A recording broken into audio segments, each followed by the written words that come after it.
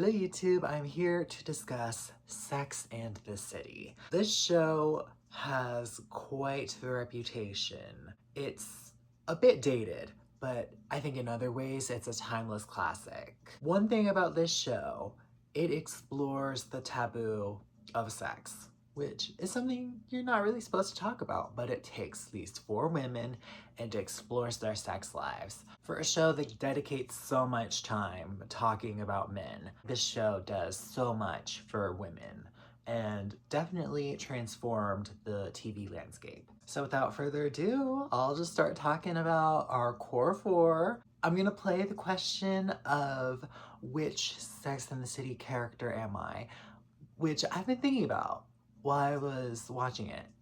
And I'm just not sure because there's so many different facets to the characters. They're so complex. Which one do I most gravitate towards? I don't know.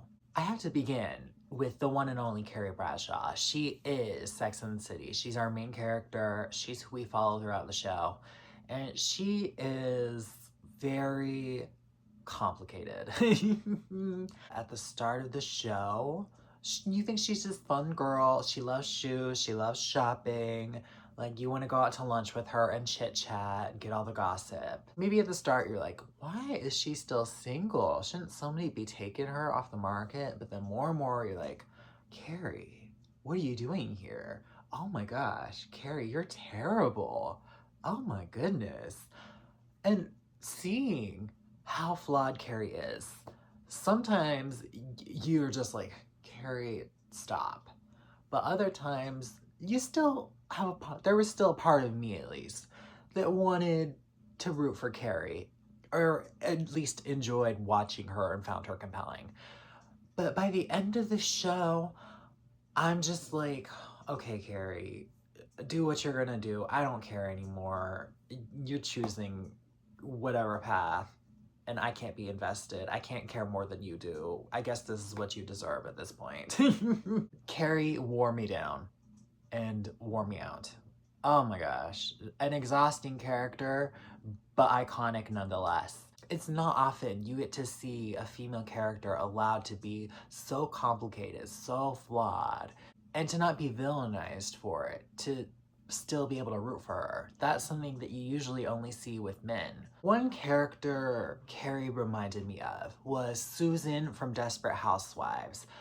Susan was also a very annoying main character, but with Susan, I found myself rooting against her. And with Carrie, I still found myself kind of rooting for her deep down, or at least being entertained by her. And I think the key difference here is Carrie was punished for some of her mistakes. Not all of them. Some of them she got off scot-free, but she got punished by the narrative sometimes. Like when she was cheating, she got cursed out by Natasha, and that was like one of the most iconic scenes of the show. Yes, Natasha, we're all rooting for you. And we saw her making terrible decisions in her love life just to end the show with Big, who is a menace to society. And like, yeah, that's the consequences of your own actions. You could have been with somebody better if you got your mind together and stopped self-sabotaging. Speaking of Big, I guess I should talk about her love life a little bit. Yeah, Big is terrible. Just completely awful. She should have never given him the time of day. I can't believe how stuck on him she was. It was truly embarrassing. It's like a humiliation ritual with her, honestly. I never wanted to see her with Big, but I think by the last season, I was just kind of done with Carrie's nonsense, and she was dating other bad guys, so by that point I was just like, girl, just run back to Big and let's get it over with. I'm sick of seeing you run back and forth when we all know you're always gonna go chasing back to this guy. And it wasn't some rewarding moment when she finally ends up with Big in Paris. It was a, thank God we're finally done trying to play these stupid games. If she wants to be with the loser of the show, let her have it. By the end of the show, when Carrie was in Paris, she gave up everything in her life for a man. That storyline really stuck with me. I think it was teaching such an important lesson to never give up your life for a man. I'm glad that we really got to see Carrie suffering going through it and how it paralleled back to when she originally didn't go to Paris with Big back seasons earlier. Carrie had everything going for her in New York City. She's a New York City girl. That's where she belongs. That's the love of her life. I don't think she cares about any man more than she cares about shopping on the Upper East Side and her shoe closet. And she gave it all up for a man who didn't even care about her back very much. I hope everybody who watches Sex and the City sees this and learns from it and realizes it is never worth giving up your life for a man when truthfully that man will always put his life over your life. You gotta take care of yourself before you're messing around with anybody else. And Carrie did not do that. And she was in hell. I've seen it play out so many times with people in my life where they'll sacrifice everything for a relationship. It's just never worth it. So if nothing else came from this show, take that from this show. But yeah, I do not like Big at all. I don't really think Carrie had many other better options. I guess Aiden was her best option, but she messed that up on her own by cheating.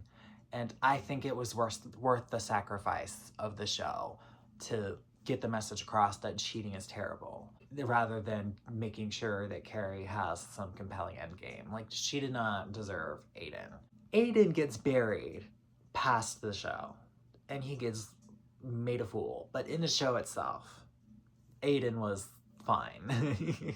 I'm not doing a whole and just like that review, but I will give it props because I think, if nothing else, having that show end on Carrie choosing to be alone and choosing to be single and embrace herself, that was a very empowering ending for Carrie as a character. If nothing else, I'll give that show that, and I'll also give the show Killing Big, because death to all my enemies, and Big is an enemy. Is Carrie my favorite character? No. Is she entertaining to watch? Yes. Do I love that a female character on TV was allowed to be so complicated, so messy, so unlikable at times? Yes. I am no Carrie though. Absolutely not. I'm not about that life. She's a hot mess. Next, I want to move on to Charlotte. And I think of all four of the girls, Charlotte got the most lost in the shuffle of the show. I think the first few seasons, I thought she was a pretty fun character, and I always thought her storylines in the episodes were a really fun change from the other girls. Like, the other girls would be off messing with men, and then we'd have Charlotte in an episode adopting a dog, riding a horse. She would just be off doing random side quests, and I always thought it was hilarious. Like, what is Charlotte gonna do next? I think we lost that as the seasons went on. We had the season where she was like, okay, I'm getting married this year, and she did get married. She got married to Trey, and I never really liked Trey. They rushed that marriage, and she found out he had problems getting up. You see, I watched this show, but I'm still a little bit of a prude myself, so I can't say all this stuff myself, even though I watched it. I just was not really interested in her married storyline with Trey. I thought it was always the least interesting, and they finally got divorced, and I was very happy about that, but then she got with her divorce lawyer. I did not like the power dynamics of getting with your divorce lawyer. While Harry showed to be a nice guy, I mean, he had his problems. He was not a perfect person.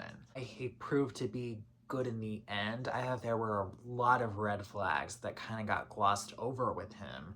And I also was not the most intrigued by that storyline. As much as I liked her to start, she really did lose favor with me over the seasons, as she just got so tied down to a man. But you know what? It all worked out for her. Good for you.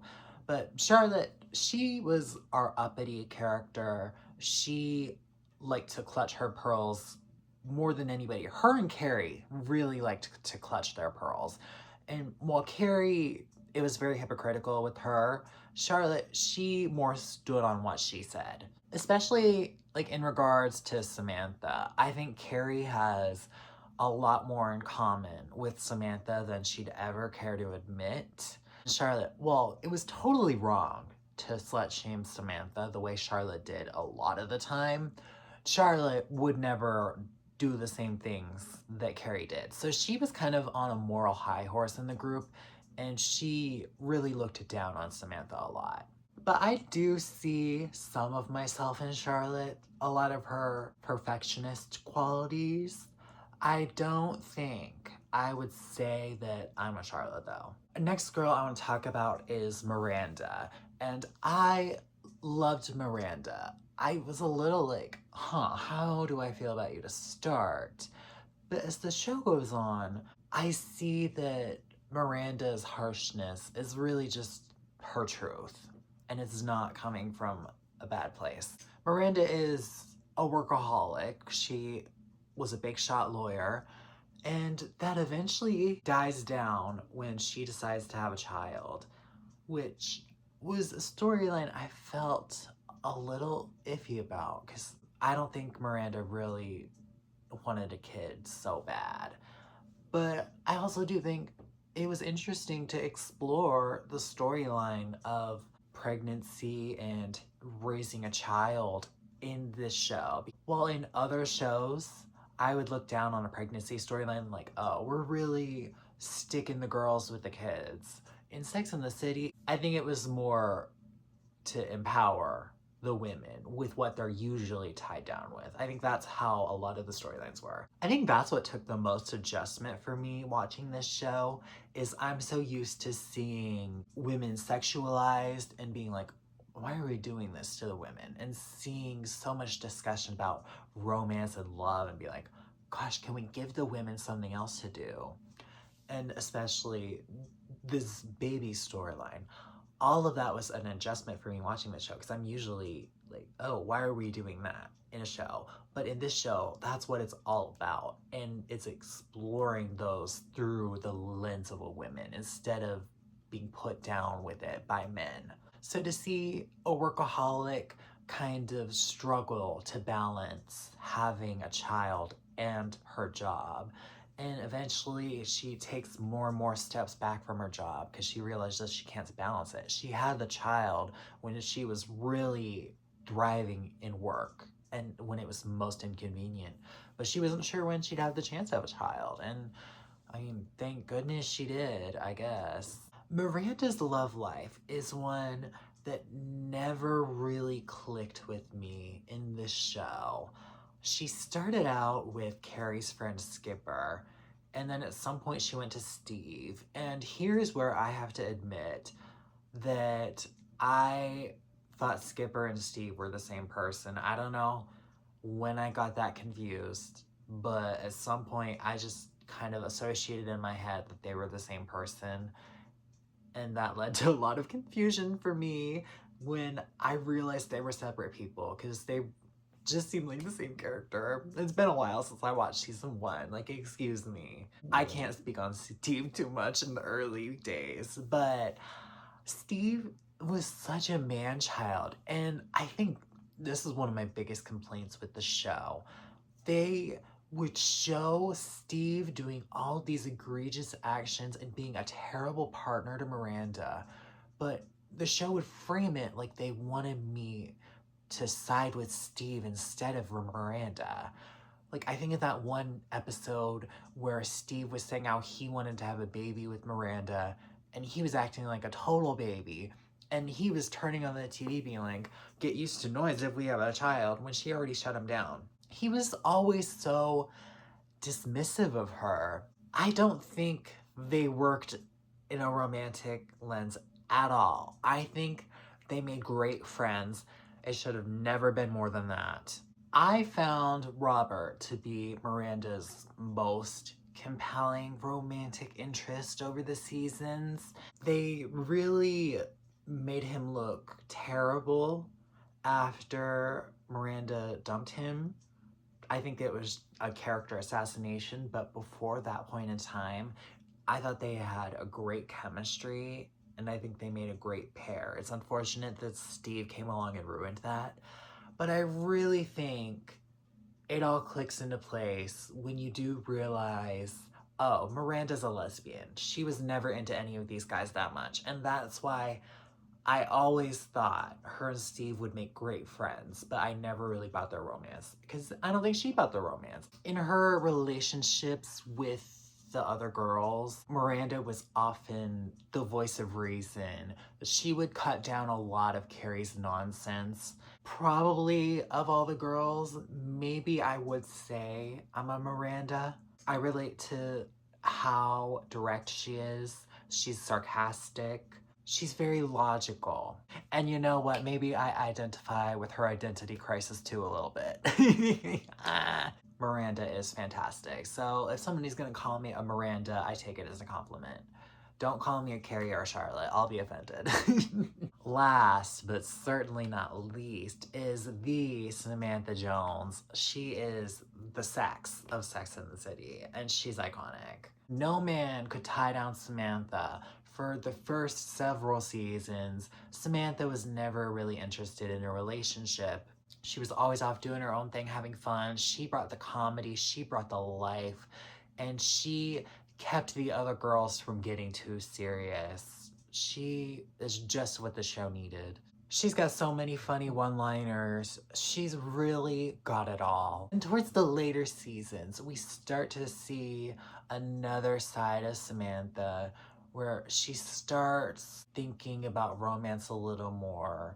We see her with this awful businessman who's not even getting his name checked from me. Ugh. We saw her get with a woman, which, ooh, okay. I mean, somebody like Samantha who just loves the art of sex, like, of course, she would just get with anybody. I would love to explore like a modern day Samantha in that regard. But Samantha finally ends up with Jared Smith. He started as a waiter, but Samantha made him into a big star. He was younger than her.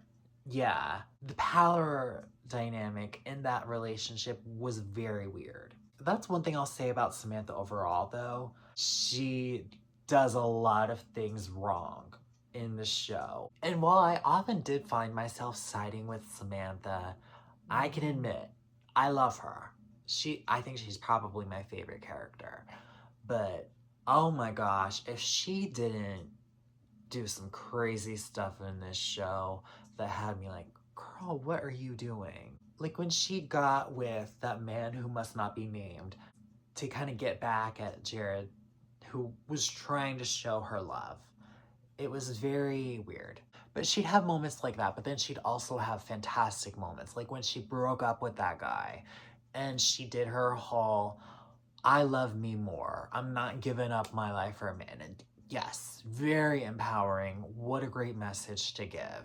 I really enjoyed watching her struggle in accepting that she wanted romance in her life because I think she was so scared of it. And when all these feelings came onto her, it was very overwhelming.